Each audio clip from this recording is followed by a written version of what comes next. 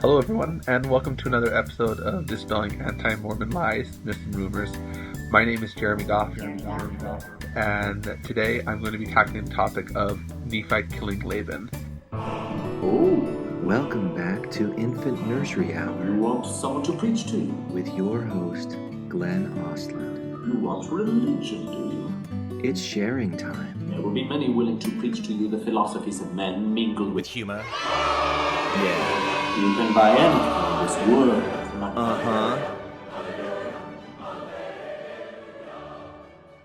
Welcome back to Infants on Thrones. You know what I haven't done in a while? I haven't done a decent Jeremy Goff Smackdown. And, yeah, it's time. I think it's time for a decent one. A decent Jeremy Goff Smackdown. And shout out to Jeff Caldwell. Jeff, thank you for letting me know about Jeremy's recent blog about why people leave the church. It was quite insightful. Yeah, not. And I'll address that in a future episode. But this is one that he put out, I don't know, a month, maybe 2 months ago, about why Nephi killing Laban really ought to be a good thing, a testimony builder.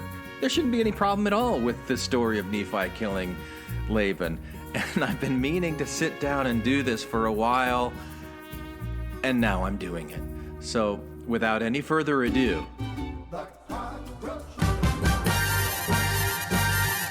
yeah, all right. Watch out, all you people who don't know how things actually are. Jeremy Goff, super anti-truthy fighter Jeremy Goff, spins his webs of actual truth. He's the bestest anti-Mormon set you straight sleuth. Hey there goes your Jeremy Goff. Hello, everyone, and welcome to another episode of Dispelling Anti-Mormon Lies, Myths, and Rumors. My name is Jeremy Goff, and today I'm going to be tackling the topic of Nephi killing Laban and addressing how this is 100% within not only historical context, but it's within the commandments and how there really should be no issue for anyone who's honest with themselves. All right, perfect. So let's recap. This is 100%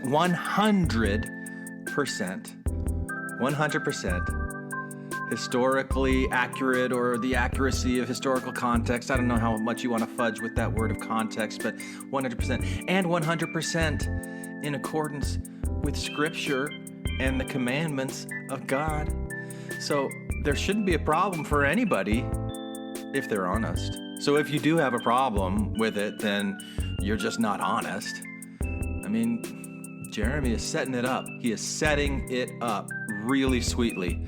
Let's go back, Jeremy Goff. There really should be no issue for anyone who's honest with themselves with this commandment of God to kill Laban.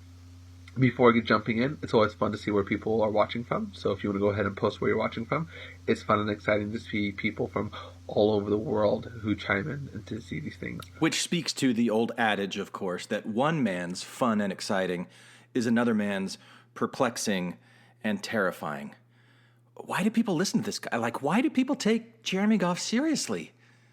Oh, it is perplexing and terrifying and fun and exciting. This week's topic is one that I felt I should address in Sunday school. Well, if you felt that you should address it while you were in Sunday school, I mean, that means that the Spirit is really telling you what to do here, right? So it's not just you on a whim. It's the Spirit telling you while you were in Sunday school. It makes sense. It makes me want to listen more carefully because truth, right? Now, in Sunday school, we were talking about the prodigal son. And we were talking about what he did when he asked his father for his property. And it was interesting because I thought it was a little bit more common knowledge, but apparently it's not quite as much, that in Jewish culture, the act of asking for your inheritance and taking that property away from your dad is considered a capital offense. Yeah, I don't understand why that isn't a more well-known Jewish custom either, because it comes straight out of First Jubilations, chapter 13, verse 147, which says, "Thou shalt not inherit thine inheritance, lest thou shalt be smitten with a smiting death." Stoning is always a good way to go, but don't also rule out the killing of the offender with his own sword, but only if he beeth drunken and unconsciouseth, For that is the way of the will of the Lord, of God, of the loving Sabaoth forever and ever. Amen and amen. I mean, that comes right out of 1 Jubilations 13:147. Why wouldn't people know that? Why wouldn't they just know that someone who inherits their own inheritance, that's a capital punishment? That totally makes perfect sense, Jeremy Goff. I don't know why it's not more commonly known. It is equal to saying, I wish you were dead. And if you take it, it's equal to saying, I physically have killed you. Which is why the prodigal son went off to a far country. He had to get outside of the realms of the Mosaic law. Otherwise, his brother or his father would have had the right to kill him. Which also then leads to explain why his father was waiting, and why his father, when he saw him far away off, came running up to him, embraced him, kissed him, and said, put on the ring, put on the robe, this is my son. He was once dead, but now he's alive. Through his actions, he committed a capital offense worthy of death, and through the father's pardon, he was now pardoned. Truly, you have a dizzying intellect. Wait till I get going! Now, it's important to understand that cultural aspect, because that is through the law of Moses, that the property somebody has is their livelihood. To steal it is a capital offense worthy of death. Oh, I see where you're going here, Jeremy. So you're going to say that because Laban stole the property that Nephi and his family actually gave him, but stole it, that then they were justified in killing Laban under the law, right? But, I mean, wasn't there, like, some kind of process, like due process? There must have been. It couldn't have just been vigilante law where he could just kill anybody. They'd have to, like, go to a court or something like that. I don't know. It's been a long time since I've read the entire book of Jubilations. But, I don't know. Let's see where you're going with this, Jeremy. Now, the other thing to understand is that in the Ten Commandments, we read the English translation, thou shalt not kill, as commandment number 6. That is not what the Ten Commandments means to the Jews. Right. I mean, kind of like how the honor your father and your mother commandment doesn't really mean that to the Jews either. I mean, it means like kind of, pick and choose the things that your parents tell you that you want to honor or not. I mean, that's how I've always lived it, gone by the Jewish thing. So it's probably the same thing, like thou shalt not kill, unless, you should. So one of those like really clear Ten Commandments. To the Jewish people, thou shalt not kill is actually more correctly translated, thou shalt not murder. And the difference between killing and murder is very important. To kill means to kill anyone, to shed blood. To murder means to shed innocent blood. It is to take someone's life without just cause. Wow, that's a pretty slippery slope you've already introduced for us there, Jeremy. So what is the just cause? Like, I mean, pretty much anybody who kills anybody else feels that there's some kind of a just cause behind it, right? I don't know. I mean, I've never killed anybody. I've killed caterpillars. I used to kill caterpillars a lot when I was a kid. I'd torture them. But I didn't murder them because those caterpillars, they were not innocent. They would eat the leaves. They would make, like, holes in the leaves and stuff. They deserved death, really. So, yeah, okay. So as long as somebody deserves to die, then it's okay to kill them, is basically what you're saying. That's cool. All right. I don't have a problem with that because, you know why? Because I'm honest. Now, once you understand that, all of a sudden you start having a whole lot less issues with a lot of things. Like when there is a war and you are drafted as a soldier and you're fighting in a war, you are engaged in a war. And you're not murdering people, you're killing them. And there's a big difference there. But that's not even the point that I'm going to go over today. The point I'm going to go over is what Laban did, and how what he did constituted not just one, but 2 capital offenses against Lehi and Lehi's entire family, and how Nephi was 100% justified within the law to execute Laban. So first off, when Nephi goes to recover the brass plates, the very first thing he does is, Laban goes and Laman tries to go to Laban and convince him to give up the brass plates. And Laban had nothing for it. So they come back and they're like, what are we going to do? And Nephi decides, hey, we're going to take our property and we're going to offer to buy the brass plates. So they took all their property and they went to Laban and they offered to exchange property for the breastplates. Now, the scriptures say that Laban coveted the property, and that he sent men after Nephi and his brothers to kill them in order to take their property. So there we have a double capital offense. Not only was he trying to steal their livelihood and their inheritance, which is capital offense number 1, he was trying to do so by the sword. And had he been able to succeed, he would have murdered them. So not only was it an attempted murder, it was an attempted murder twice, because he's stealing their property as well. So Laban was like a bad guy, right? Like Laban actually, like bad people deserve to die, right? If they attempt to murder you or they steal your stuff, they just deserve it. And anybody who has a problem with that, not honest. And so now, when you come to Nephi, Nephi goes into the city. Nephi is being led by the Spirit, doesn't know what he's supposed to do. Verse 6 of chapter 4 says, "And I was led by the Spirit, not knowing beforehand the things which I should do." Nephi didn't know what was going on. When he finds Laban, the very first thing he does is pull out his sword.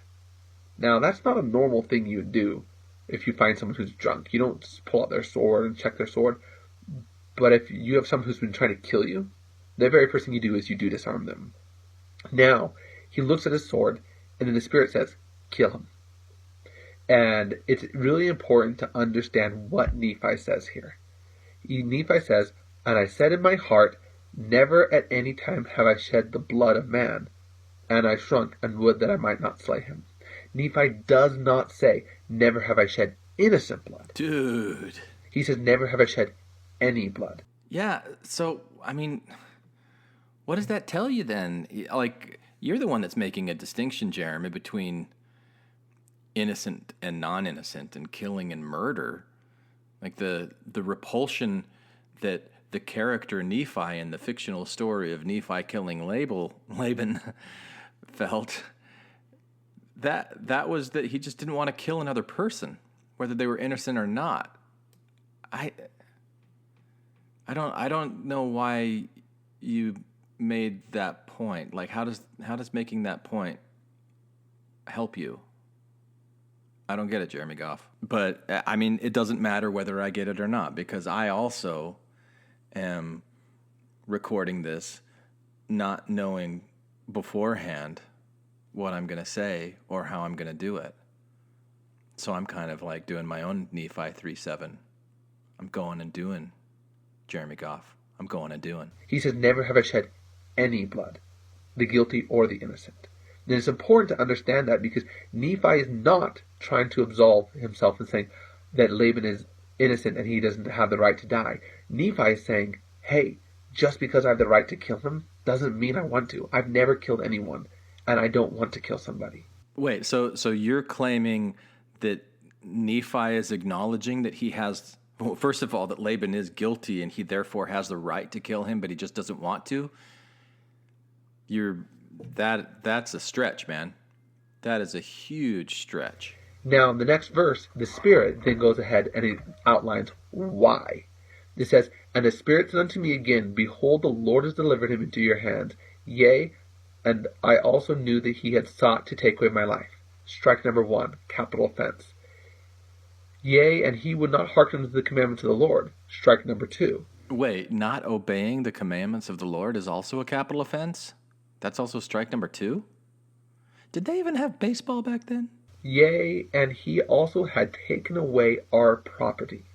Now, not only is this the justification for killing Laban, this is one of the greatest testaments that the Book of Mormon is true. It's just one of the greatest testaments, because there's so many.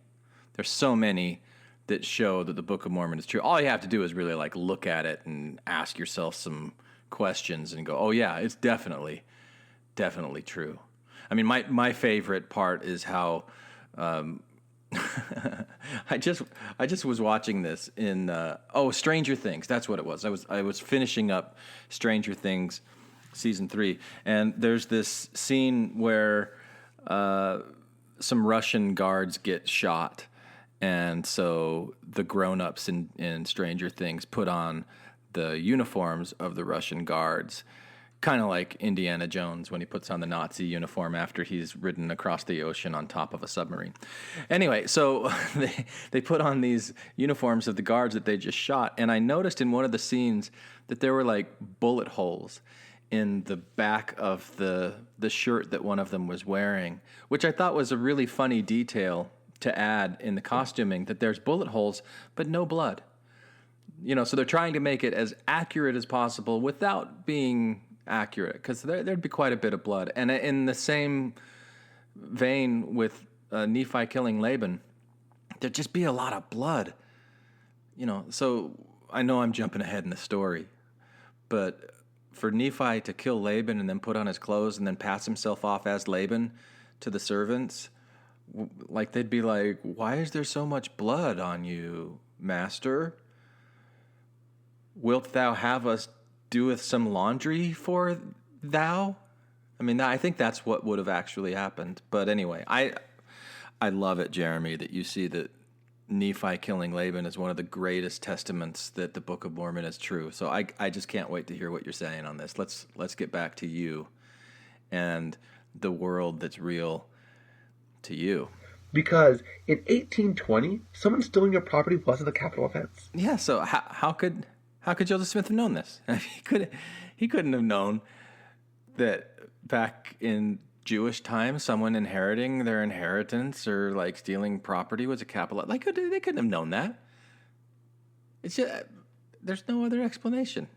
None. So why would Joseph Smith, if he was making up the Book of Mormon, use this as justification to kill someone? Because nobody in New England reading this story would associate, he stole my property, I'm going to kill him. Truly, you have a dizzying intellect.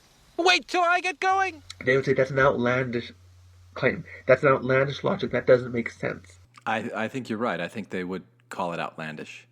Say, that's outlandish, Joe. That's outlandish. You just take that rubbish away. It's outlandish. Which is exactly what they did say. Except for the ones who didn't. But Joseph Smith didn't write the Book of Mormon. Nephi wrote the Book of Mormon. Nephi wrote the Book of Mormon within his cultural context. Joseph Smith translated that. This is one of those points that is saying, this is true, this is authentic. Joseph Smith wouldn't have known this. Most people today don't even know this. You're that smart. Let me put it this way. Have you ever heard of Plato, Aristotle, Socrates?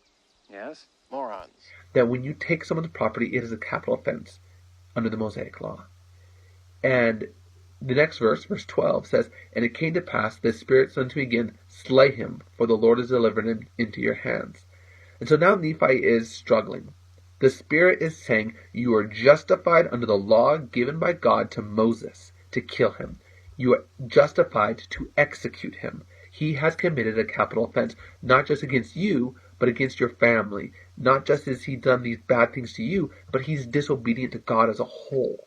He's giving Nephi a lot of reasons why he should exercise his legal right to execute Laban for his sins and his crimes. Nephi still doesn't want to do it. Nephi's justified, but he doesn't want to kill Laban.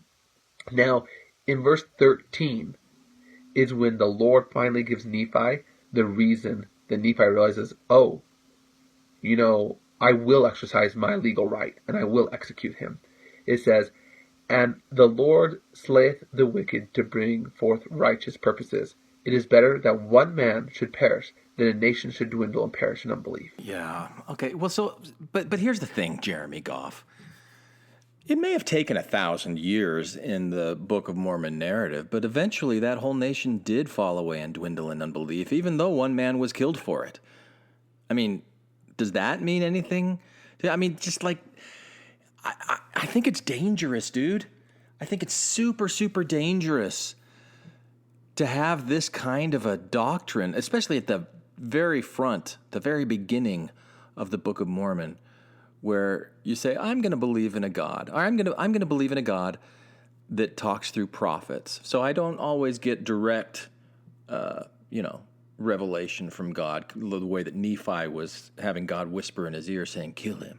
No, we get that through our prophets that we just put our faith and trust in, our leaders. And if they tell us, then it's the same thing as God telling us. And if they say, well, this person or this thing is wicked and it needs to be killed, and it doesn't even have to be. It doesn't even have to be killing. It doesn't even have to be like this capital offense. It could be this group of people are bad and they need to be shunned. And even if you're not calling it shunned, we'll commit social genocide to groups of people that we disapprove of because they're not obeying the commandments. It's not. To me, it's so counter. It's one of the reasons I just struggled with church so often was because I loved the messages of charity and love and forgiveness. And I think that charity and love and forgiveness are really the things that free you up. It bring peace to your soul. Just stop hanging on to the offenses and all these things. You forgive, you find personal peace. To me, I think that's where you find salvation and atonement and paradise and celestial glory and whatever other words you want to do it. I felt that as a kid growing up. And then I would see things like this where it's a message that's saying, oh no, not only don't forgive people for their offenses, but exact vengeance. Like some people deserve death. Or I don't like this message, Jeremy. I'm just being honest. That's me being honest right there, that I don't like this message. And I don't believe that this actually happened, dude.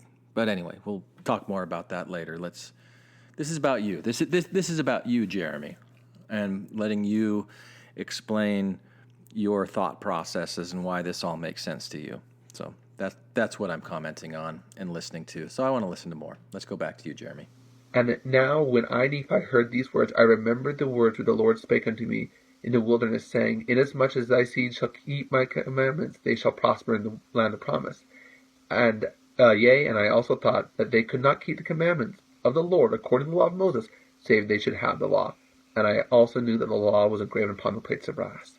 And again I knew that the Lord had delivered Laban into my hands for this cause, that I might obtain the records according to the commandments.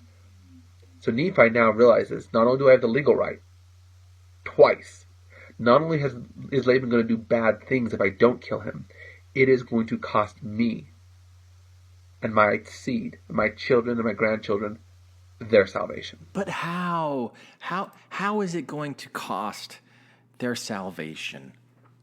Like how? How is it going to cost them their salvation? I don't get it. The brass plates were like the genealogy of the fathers. It was their stories of like Adam and Eve. It was their Old Testament, right?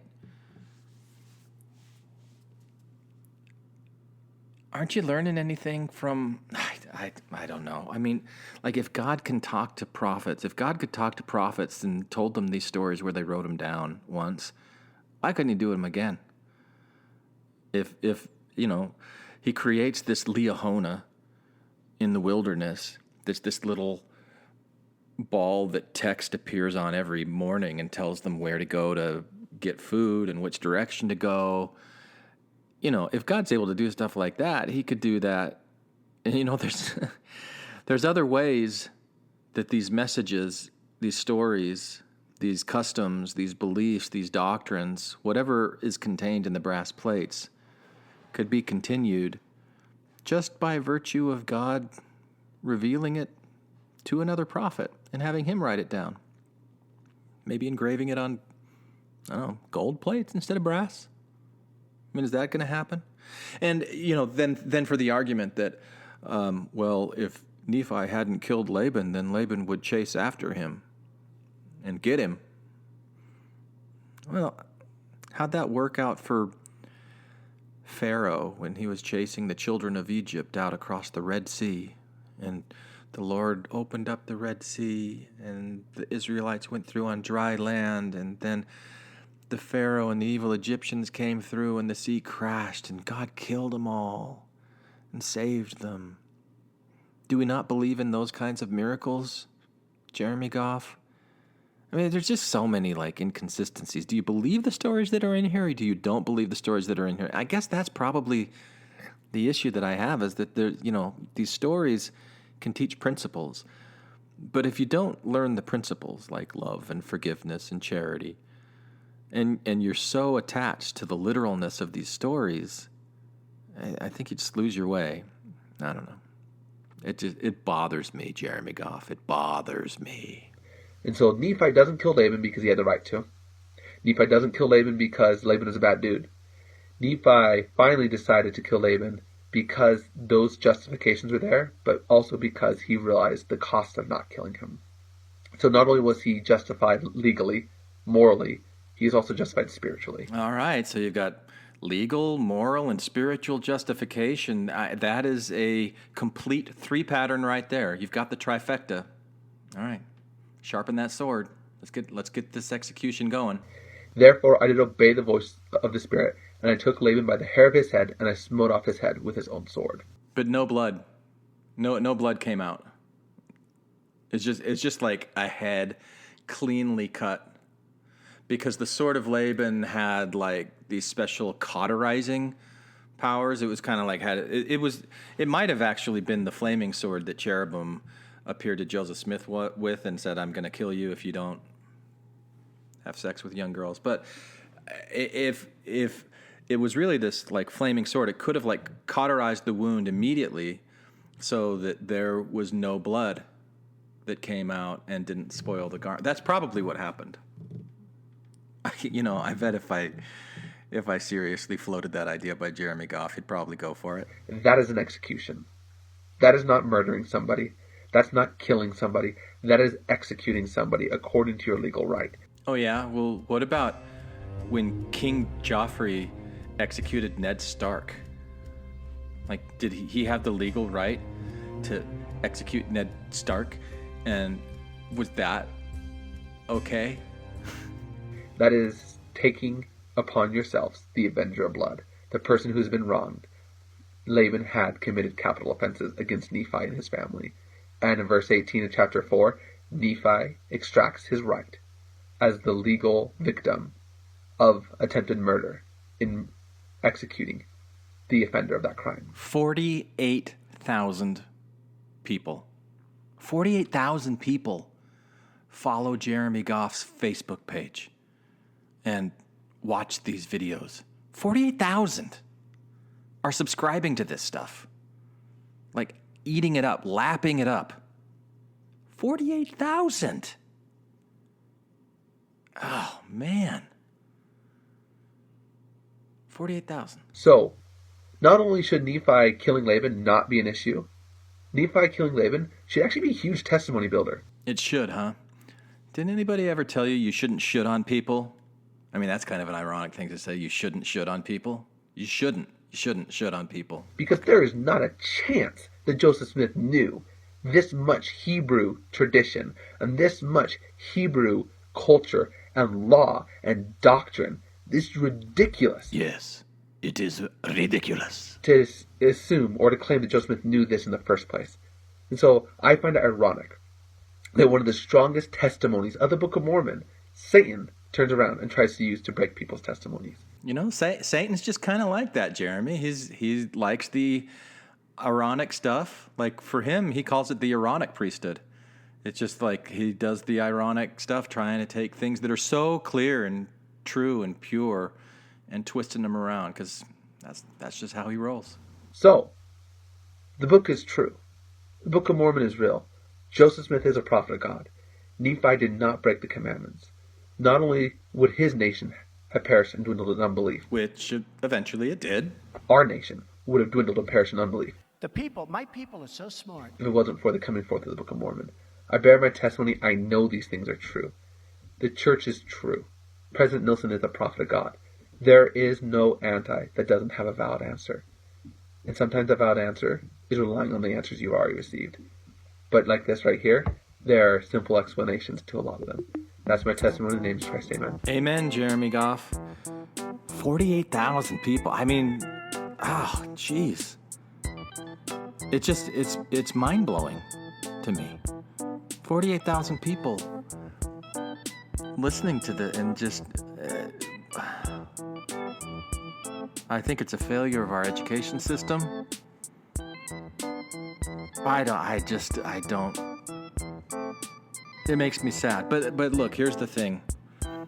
You're probably a really good guy, Jeremy Goff. You just got these.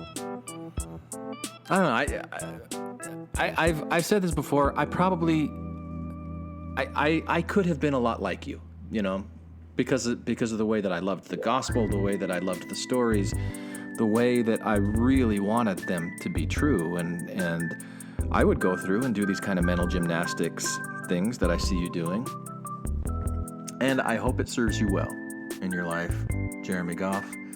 And congratulations on getting engaged. I don't know if those listeners who follow Jeremy Goff see that he's engaged, and to a girl that he's been dating for 2 years, which is interesting because when I saw that, I remembered when he said once that dating sucks.